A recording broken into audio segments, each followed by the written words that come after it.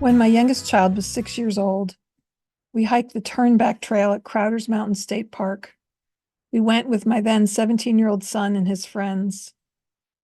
My older son and his friends went the Pinnacle Trail hike that goes to the top of the mountain. It's labeled as strenuous. I had not been exercising much, and so we opted for the moderate hike on the Turnback Trail. When you get halfway up the Turnback Trail, it connects to the Pinnacle Trail.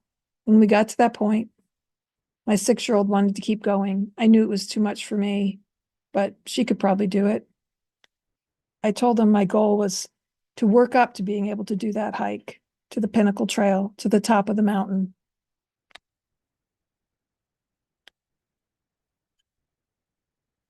Several months later, we made a plan. We were going to hike the mountain. We realized when I got there that I had forgotten my hiking stick. We had left the house and I realized it. And I asked my child, should we go back and get it or trust that we can find a good stick when we get there? And she replied, trust we can find a stick.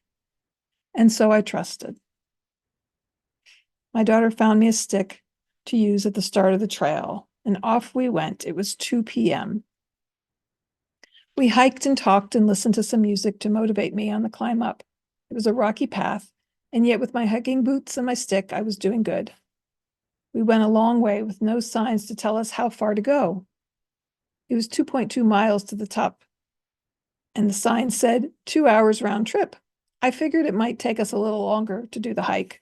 We stopped as we needed, ate snacks, and drank water. I drank a total of 4 bottles of water on the way up to the mountain. We came to the point where the Turnback Trail heads back down the mountain, and at that point it was 1.5 miles to the top. Tom Petty sang "I Won't Back Down" on my iPhone as we hiked. It was difficult for a while. We grew tired, yet we kept on. We got to the end of the trail. We had done it. My daughter said, "This is disappointing. There's no great view." We had made it. We got to the end of the Pinnacle Trail. I texted my son, who was at work, who had wished he could have joined us today. He said, "Did you go up the rocks past the warning sign?" Yeah. Oh, I asked him, did you go up the rocks? He said, "Yeah, don't stop there." And I said, "What?" He said, "Climb the rocks." How far up? Not far at all, but the warning sign. You'll want to see that. The best part, all parks have that. It's not dangerous. There should be a semi-obvious place where it goes up. I looked at these rocks that were twice as tall as I was or more. I saw some lady go up this direction. I sent him a picture. The rocks were very steep. And he said yes. So that was the moment of truth. Climbing up over those rocks.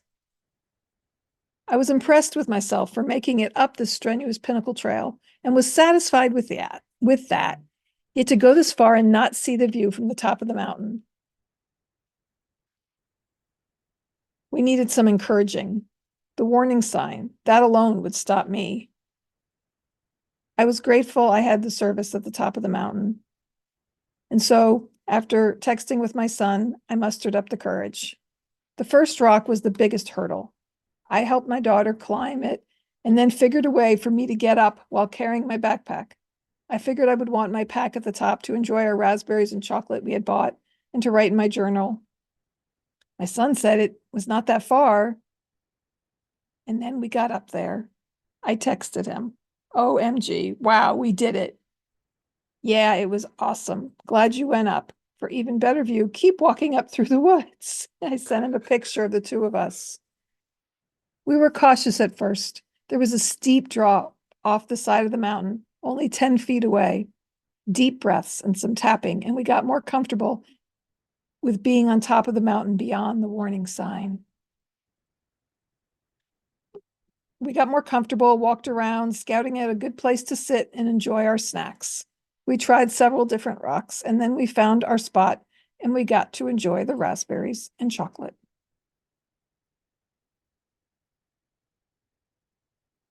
I texted again with my son, and he said, "Looks like you're having fun. Wish I could have joined."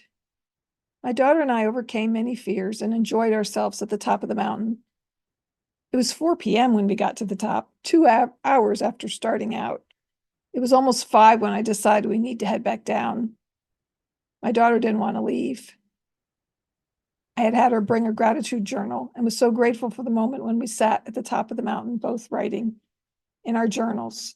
My son texted me, "Are you guys still at the top?" And I said, "How late are you at work?" "Yes, we are." He says, "I'm off in 15. I replied, "Waiting for our helicopter to bring us down." He replied, "I'll be right on that." I asked, "Can you come via helicopter?" I joked and realized we would need to hike back down, but I felt so empowered for making it this far. I wasn't really that worried about the trip down. Somehow the inner voice in me knew that a helicopter down was a really good idea. But yet we made it down the mountain. Well, hello. This is Don. And this is Gina. And this is podcast number 106. And today we're talking about you had the theme, so what are we talking? Home. Home, okay. There's no place like home. I'm clicking my feet together right now. There's no place like home. This is podcast number 106. I always said that. And we'll pause a moment for our sponsor.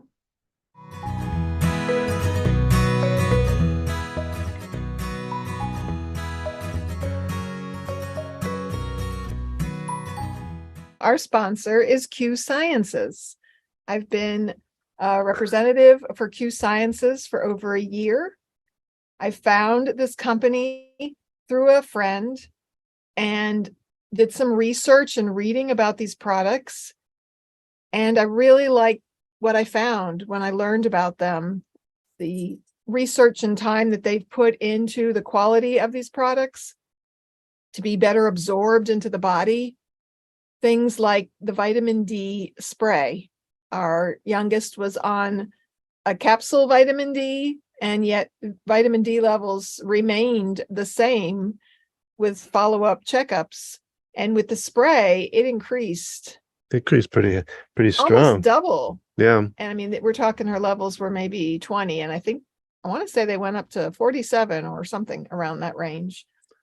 And the sleep spray is another great one. It's got melatonin, 5-HTP, and I believe another herbal supplement in there.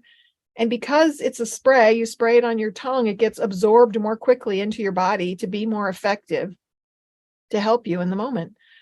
We're using the B12 spray. We've used the vitamin C spray. They have a Q Max product, which is a multivitamin. And they also have the CBD, different, a variety of different. It's full spectrum hemp oils. Yes. They even have a THC-free version. It comes in different flavors. There is a mushroom. Oh yeah. Armor. It's called Q Armor. It's a powder, and I get the chai flavor. Put it in my chai tea for a double chai drink. So instead of as they say, flushing your supplements down, well, the toilet or the drain, you want to get something like this that's fully absorbed. It's like flushing money down the toilet too, if you're not using a supplement that absorbs well and does well for your body. So that's what Q Science is really about. It's a good, well absorbed, high nutrient product. They have multiple products. They have child specific products. They now also have some facial cream products. I've been using a night cream to minimize the effects of sunlight and stress and aging on my skin. And they have a hemp lotion. That's also a wonderful product that we've tried. So check us out, learn more. You can find the link at our website, www.focusedhealthyfamily.com. You can also go to focusedhealthyfamily.com/Q Sciences, the letter Q and Sciences. With an S at the end. With the S at the end, yes.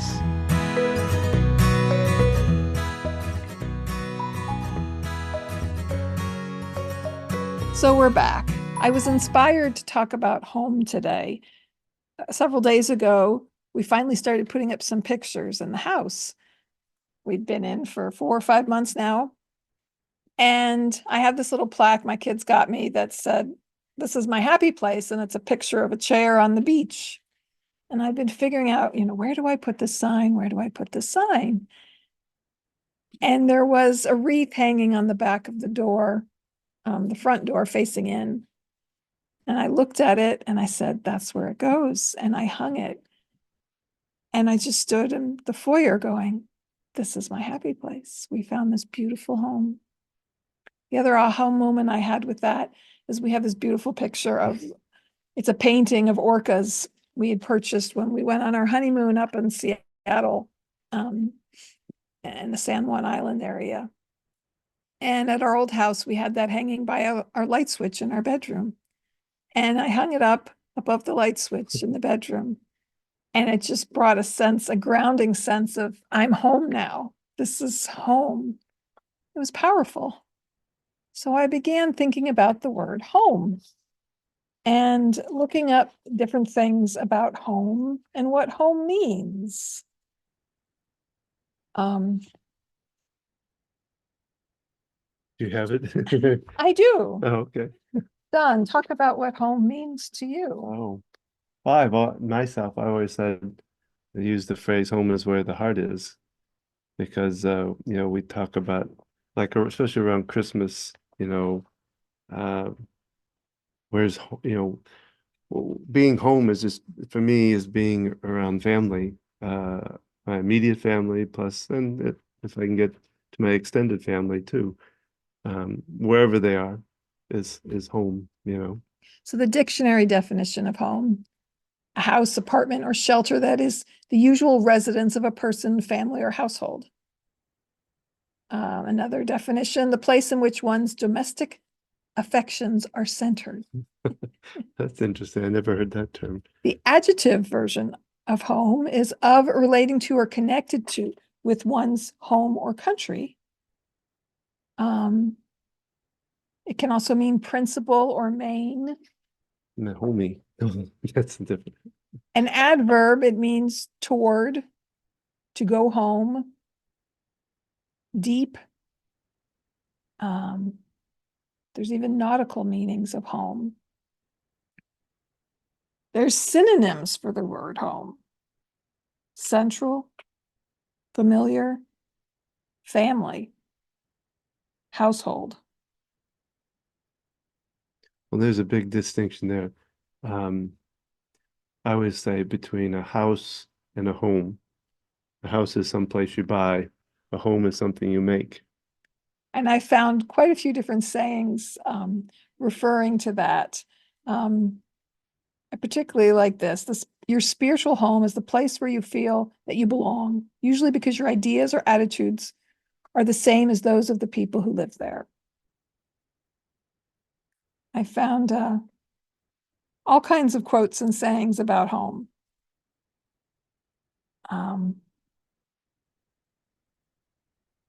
Ellie Rodriguez said, "The light is what guides you home. The warmth is what keeps you there." That's good.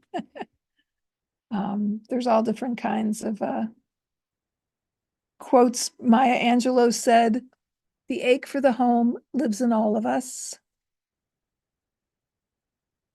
Cicero said, "A home without books is a body without soul." Pierce Brown said, "Home isn't where you're from, it's where you find light when all grows dark." Ah, And so this idea that a home is more than a house. mhm. It's where the family lives, where you reside. It's your anchor. Khalil Gibran said, "Let your home be your mast and not your anchor." And not your anchor. So home takes you to places, just like it took me and my daughter to the top of a mountain, that we were connected with each other. Even though we were away from home, we felt at home when we got to the top of the mountain. We felt connected. I just kind of, what comes to mind is how that definition definitely changes, like when both my parents are gone and we end up selling our home, my original birth home where where I was raised at. And did you sell your home or did you sell your house? Sold the house, yeah. It it's a strange feeling, to have that to lose what was a grounding for you as a child. Um, is interesting. I don't know. I guess the closest I can relate to that is leaving our house of 22 years where we've raised our children and moving here. And I didn't feel that sense of grounding that we belonged here. Hmm. And we've been here since October as we record this. It's early March. And somehow hanging that picture just Help bring helped bring that old home back here, kind here, of, kind of yeah. the feeling of Um, it. but I moved so much as a kid that I didn't, when my parents sold the houses, I mean, it was, oh, we're moving again. I don't know. Well, it was interesting when we with the house we just moved from. What some people have a hard time when you see different marks in the walls or things happening, but I found it helped me to see, like, I think we saw, where was it, on one of the doorways we had the heights marked, Yeah, kids. and with some of the stuff we went through, even with the OCD, there were holes in the wall, or there was uh, where well, our youngest daughter fell backwards one time and hit her head and split the The wall wall behind, in the and we kitchen.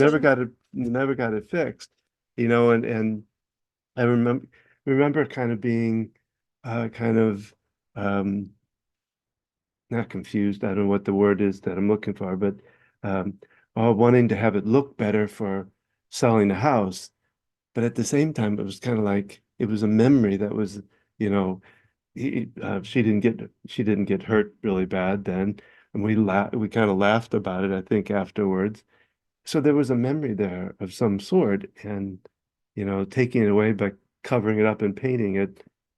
I don't know. I don't know if that makes sense or not, but it just kind of like it was a little bit of a tough place to cover some of that stuff up to fix it, um, to sell the house kind of thing.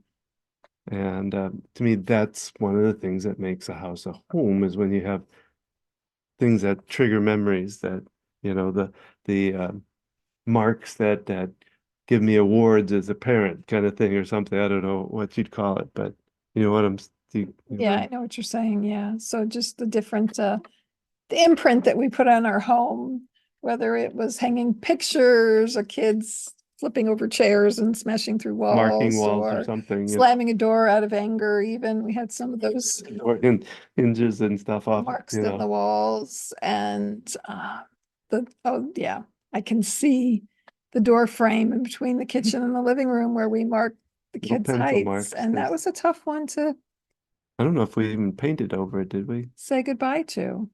I don't know if we did. It was difficult, kind of leaving that behind.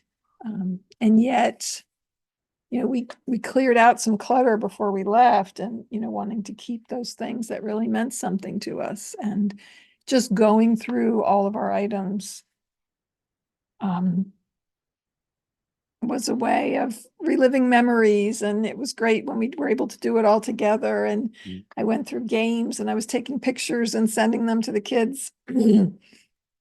What games do we need to keep here? And they were sharing different memories regarding them. Well, and you can think about, our oldest used to like to sit in his closet, behind the closed doors. You come in his room and say, "All right, Harrison, where are you at?" And you'd hear this little, "I'm in here," you know, things like that. I remember the video that Harrison made of our youngest running out of the room multiple times, and Yeah. And what does this button do? And oh yeah, him yeah, coming out of the closet. He liked to make videos when he was younger, the fun videos, the right? past Throwing a pillow to himself. around the room. Yeah.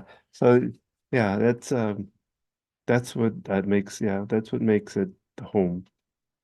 just having all those memories and just the growth that we did. We moved there. We had a 3.5-year-old child, and we left there with that child grown, living on his own.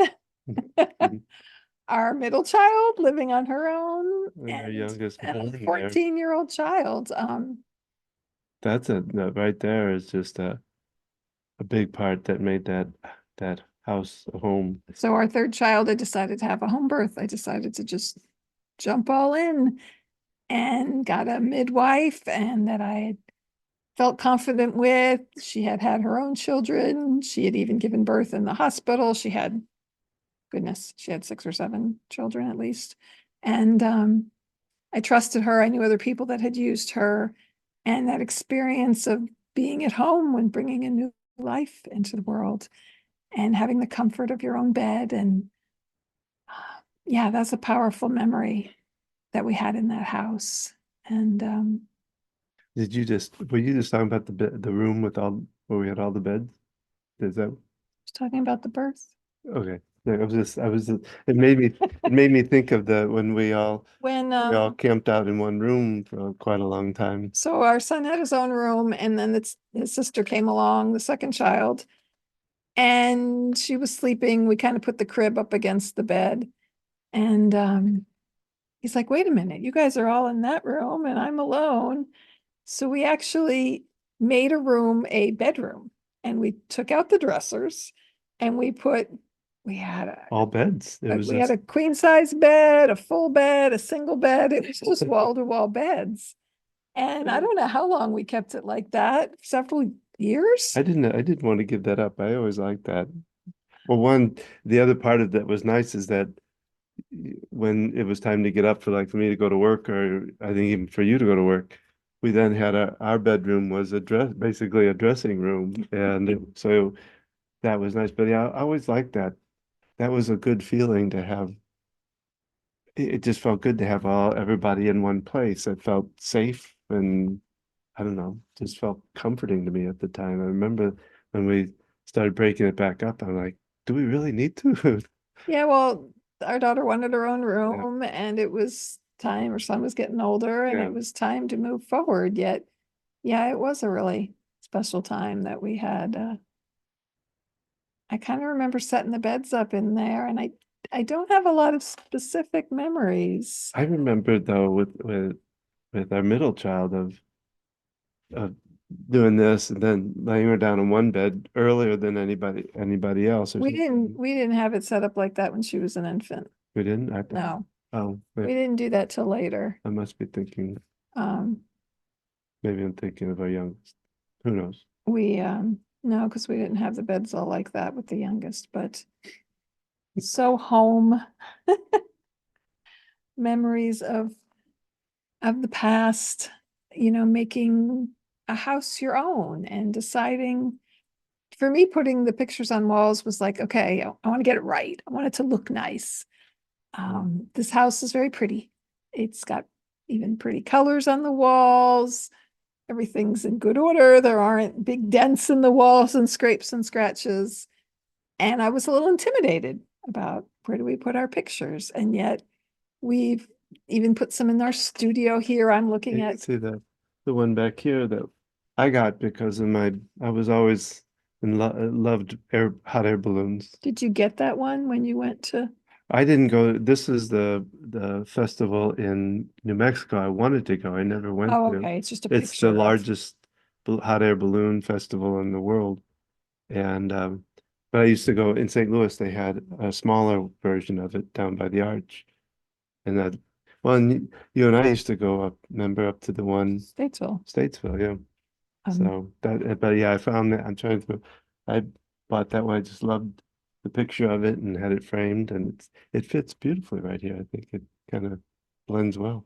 and I'm looking at a picture of the Charlotte skyline that's probably 30 years old, but yet it's beautifully framed with this purple kind of speckled frame and purple matting, and it's the skyline at night, so to see the sun setting. And then up behind your head is the St. Louis Arch with fireworks behind it. I don't know if I can turn this. I can't turn it all.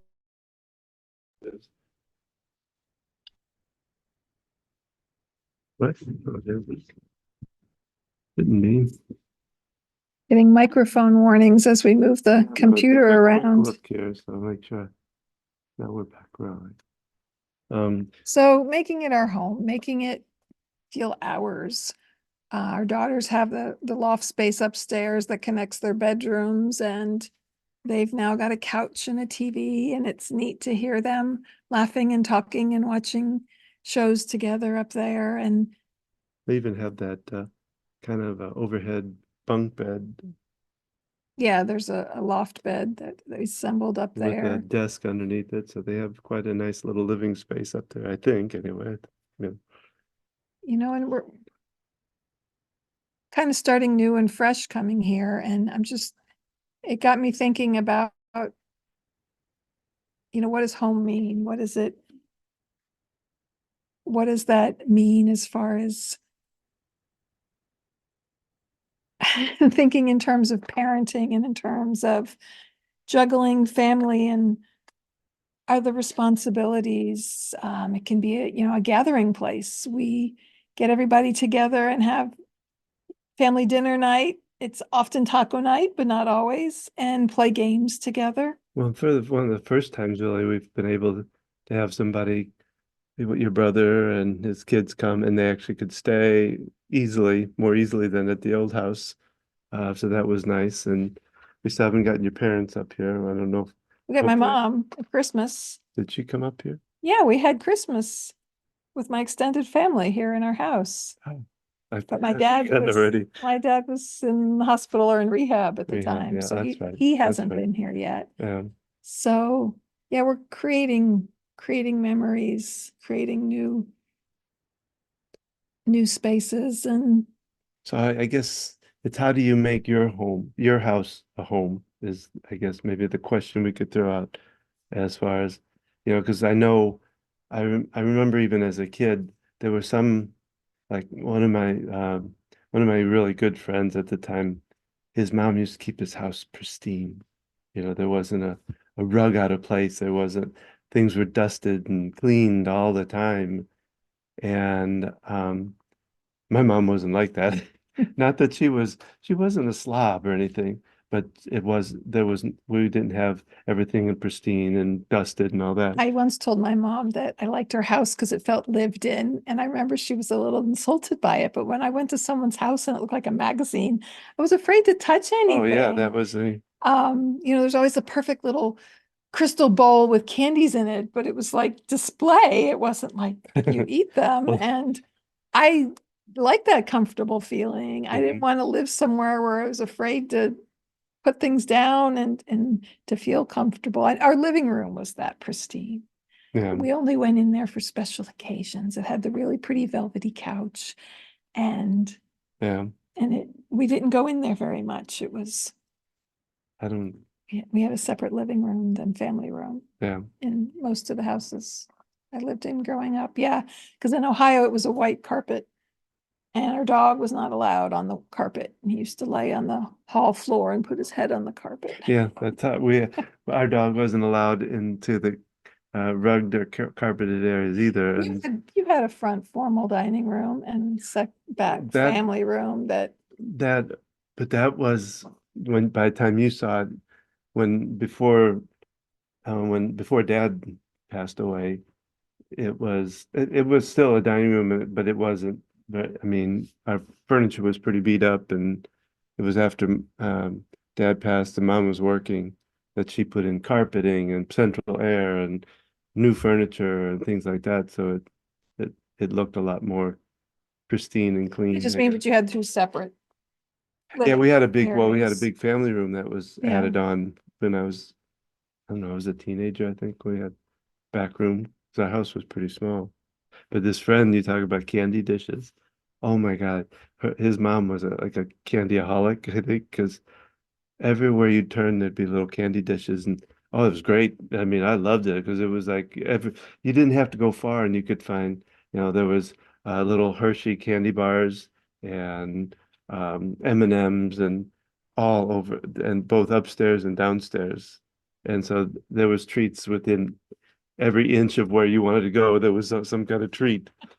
And she was pretty cool about it as far as she wasn't too uptight about the house being perfectly clean, but we always had to clean up after ourselves as soon as we were done playing and all that kind of stuff. Whereas when we played at our house, we'd leave a Monopoly game up for a week or two Okay. until somebody lost finally or something. Anyway, that's Different memories of home. I've got lots of memories from different places that we lived. I remember in Ohio, we had the intercom system throughout the house. And we had a front porch. which we have now. Yeah, we had just Something we've always talked about and dreamed about. We finally got one. we have a front porch, and I like to sit out there, and the glider rocker needs some more furniture out there. There's room for a lot more. Yeah, my voice is a little bit having a little bit of probably allergy stuff going on. What about home as far as how to make it emotionally the home? Kind of, yeah, a spiritual or emotional home. Yeah. So I think of our center, kind of our guiding force. What would you identify? That's well, that was what I was thinking about is, because we talk about, and what we're doing is we're talking about bringing down anxiety, talk about communication and building a relationship. And I think it's about your relationship with your kids and your family Well, helps in that making of a home. and your relationship with yourself. Well, yeah. I think about grounding. I think about home. I think about we have to be grounded. We have to do the inner work on ourselves. We have to get through our baggage. We have to use some tools to center ourselves, to find our inner peace, to ground ourselves in order to be able to help those around us. And having kind of rituals. You get up in the morning and you do exercise and stretches, and I come out and you've got this Zen meditation music on the television with a really pretty picture up, and it's just I kind of wake up to that in the morning, and I get up and sometimes I'll put my headphones on, listen to my music, and do some writing, or go out and take a walk. I'm still at the old house. It was a neighborhood that still had empty lots. And so they were building, and it was just this intertwining mix of this neighborhood with dirt paths where trees had grown over. And so I could walk through it in the morning and have this little kind of passageway through the woods of peace and things. And when I walk here, it's this small little neighborhood with sidewalks and pretty little houses and manicured yards. Yet I'm not having that experience. The other house, we were right next to a church that had a big circle driveway. Oh, yeah.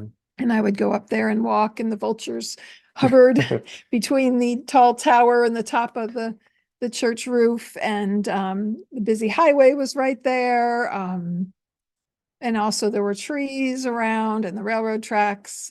So I kind of had this extended place that I could go walk.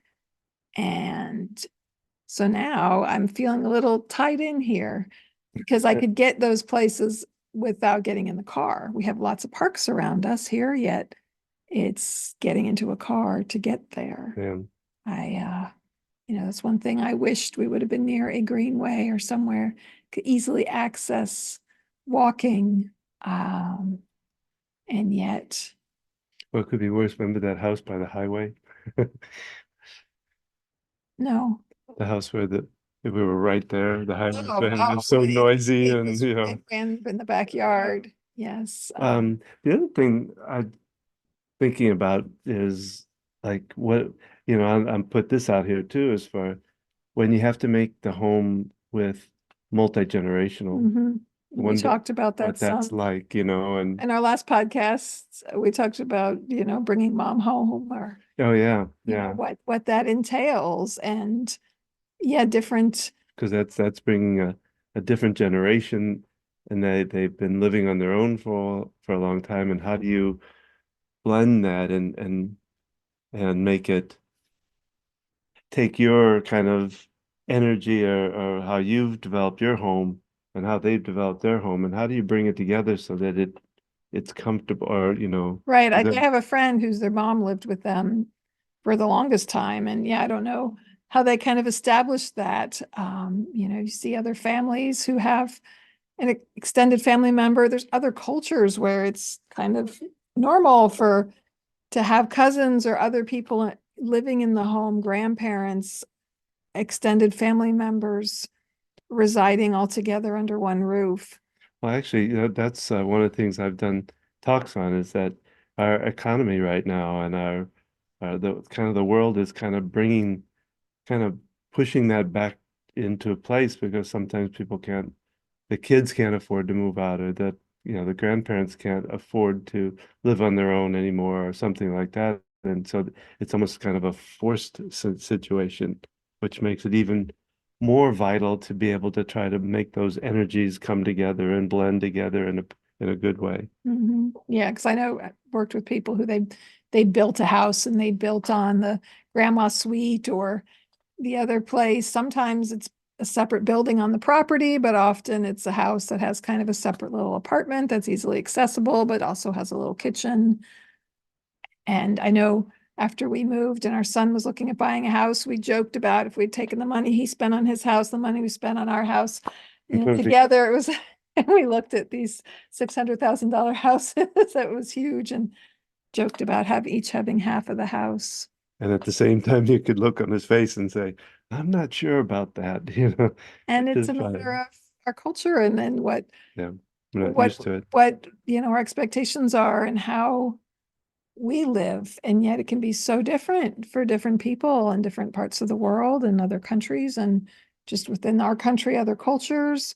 And Well, I remember with my grandmother, my mother's mother, the last years of her life, my aunts and uncles. I don't know if this was to me it was a little bit cruel in a way, but she'd stay at each house for like 2 months and then move on to and move around and move around and move around and move. I mean, just constant. I felt kind of sorry for her, because I know she was not one. She didn't like coming to our house because we lived in the city, and she lived out on a basically on a farm in a farming kind of community. So it was very different, and she was not real happy about it. Like I said, I always felt kind of bad for her she was moving around because and she couldn't living with afford each of her living on her different own. children. Yeah, and I mean, she had 6 kids, so talk about bouncing around. Um, so there's all these kind of things to think about in how you really make your house a home, and what's involved with that. Do you have grandparents that are having to move back, parents that are moving back in, children that are moving back in. We've experienced that ourselves, moving back in, and it takes some adjustment, but it's I like having them back in here. Enjoy having my kids around. Yeah, we have when our middle child moved back to the house. I just think about some movies and like rewatching Friends, and they go to Rachel's childhood home, and her bedroom still looks like it did when she grew up there. And I've seen that theme in other movies, which is amusing to me because after I moved out from college, I went home and my mom had changed the bedroom around. Pretty much. She She had sold stuff. she had put a double bed in there and knew uh, maybe there was some similar furniture. Um, but it's funny that we all do things differently. And Mhm. I mean, your house, I always got a kick out of it that you told me that when you were growing up, that you guys had the main bedroom because Mhm. there were four boys.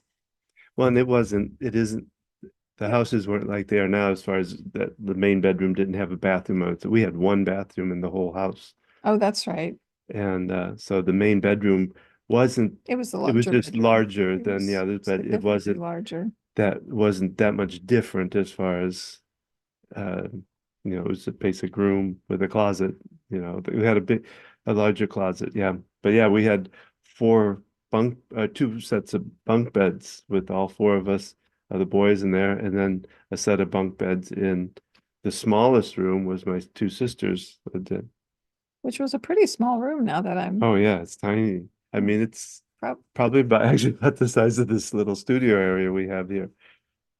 Which is amazing how we yeah, but that wasn't that everybody in the neighborhood was in the same. There were no big like mansions in our neighborhood. They were all because I think back in they bought that in the 50s, and they were pretty much manufacturing all houses pretty much the same kind of. You didn't have as much of the Well, bigger houses. in your neighborhood and your parents and their income level, there are plenty of bigger houses. Yeah, but there was a Around. lot of these basics though, because Yeah, my grandparents' house was similar. It was a little Cape Cod. mm, They had the upstairs because it with was the slanted roof, and it was kind of they were working on building the middle class up at that time, so a lot more anyway. But yeah, we have about one bathroom with 6 kids, you know, that was and I mean 900 square feet house mhm. until we built a room on the Well, you back. did So, have the basement. yeah, basement. And my grandparents added a shower in the basement. We did too. I remember my grandmother showering us, like she would like soap us all up and then rinse us in the shower. I have a memory, probably just me and my sister, Yeah. of my grandmother doing that. I don't know how old we were, but Well, initially we used to have this. Dad had a hose, like a garden hose, draped over a wire that he hung up there with a shower head that hang, and that was their shower. was it warm water? Yeah, because it was hooked up to the one of the faucets. Yeah. And then I mean later on, I don't know, that probably when I was a teenager, we got a shower stall in there, but otherwise it was just. And of course, mom was always so, you boys, you don't go downstairs when your sisters are taking us, you know. She was very kind of fanatical about that. Anyway, meanwhile, back at the ranch. Speaking of ranches, that's a home too. I'm just remembering when we got married, you had a house that you had bought as a single man. And I remember looking through photo albums, you had pictures of former girlfriends sitting on the couch, and it's a little intimidating. And I remember at that time wanting kind of our own place, and yet we didn't. We didn't pour our money into purchasing something new. We stayed in that house from when we were married in 94 until we moved out in 2001. Yeah.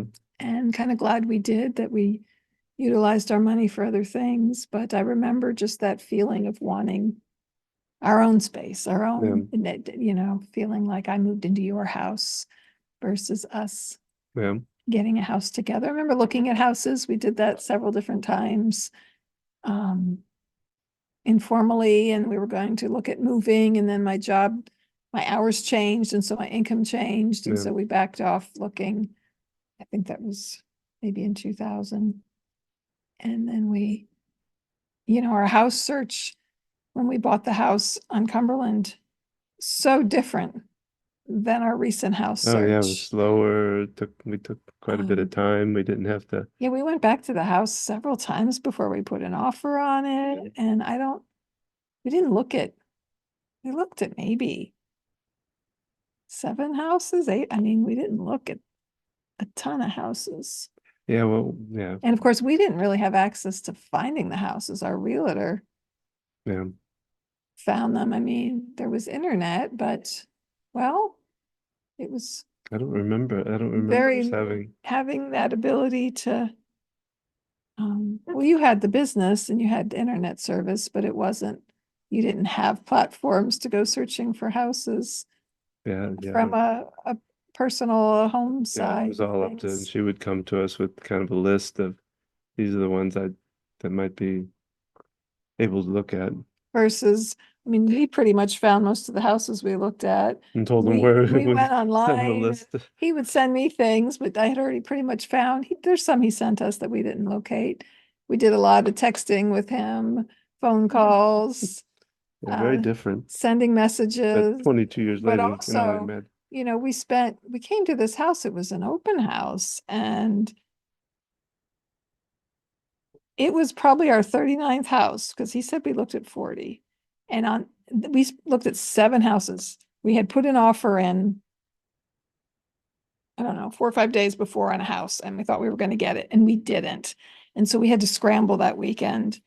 And our daughter had robotics competition, and we were juggling me going to work and going to her competition Maybe, and looking at 7 different houses in probably 2 counties. And we come here, it's an open house. We weren't in the house that long, but I remember getting out in the driveway going, but yeah, because I was ready. Okay, let's just do this now. But remember, he pushes. No, we have one more. Let's go look at that one. Make sure you know. and then we sat in the driveway of the last house we looked at, making the plan to put the offer in, yet, We were both kind of skeptical, not skeptical, but just because we had been so many turned down so many times. As I remember being okay, let's try it and see what happens. yeah. Um, and just the fact that we didn't get to come back here and spend a whole lot of time here before actually making an offer was just felt very different to me. I was so excited when we came back and really checked it out some more and Felt good about it. looked at different things, but looking for a place to live and making a home can be 2 different types of things. Really feeling a connection with where you live, with people around you. I think that's part of it, is we've met neighbors, as in exchanged names and said hello. But we have no other connection right Yeah. now with anybody else. And I mean, we went to the homeowners meeting, so I guess we did talk a little bit. Well, I think when we go to look for a house, you gotta be able to look at two ways at it. You gotta look at it as a house and structurals and all that kind of stuff. Then you also have to walk in and go, oh, this feels right, or this feels good. I think that makes a big difference, because there was quite a few houses where I know I walked in and said, this doesn't. Yeah, there was one that from the outside I loved it, and our daughter was just like, "It smells in here." She's like, I can't." And I was Yeah. like, "Okay, that's the end of that one," and it did have a lot of issues. And also not only the home but the neighborhood and the location. Like, we moved outside of Charlotte, but yet we're close to the highway. We are in this great little town of Salisbury that we love the opportunity to go downtown and how quick it is to get places. Well, I always like driving through any of the neighborhoods. They always gave me a sense. I could have a gut sense about that too. Just, it's hard to even explain exactly what the feelings are about it, but I could walk through some, or drive through some of the neighborhoods and go, no, this doesn't, I don't feel comfortable. Well, not the first house we put an offer on, but the one we actually got accepted on, but then we reneged out of. That neighborhood felt Yeah, that felt good. it felt a little bit familiar, like our old neighborhood. And then the last house we made the offer on before this one, we liked the house, but the neighborhood yeah. didn't quite have that feel. And luckily our realtor was always one, this wasn't if it failed, he would just say, this obviously wasn't the one. One's coming, and he was right. He was very good. So home, what does it mean to you? Yeah, tell us what home means to you, what your home is like. We'd love to hear this. Get an idea of what other people are, how they make their home feel the comfortable way it needs to feel for them. So thank you for joining us today on our podcast. If you like what you heard and know other people that would be interested, please share a link to this podcast with them. Visit our website at Focused Healthy Family. You can see our blogs. All our other podcasts are Tuesday Tips, which we both do in email form, and a short podcast that's maybe 10, 15 minutes at most in length. You can learn about our programs and other things we have going on. You can reach out to us, ask us questions, find out about our program we're developing for sandwich generation and helping to care for aging loved ones. And remember, how you speak to your children and others shapes their future and yours.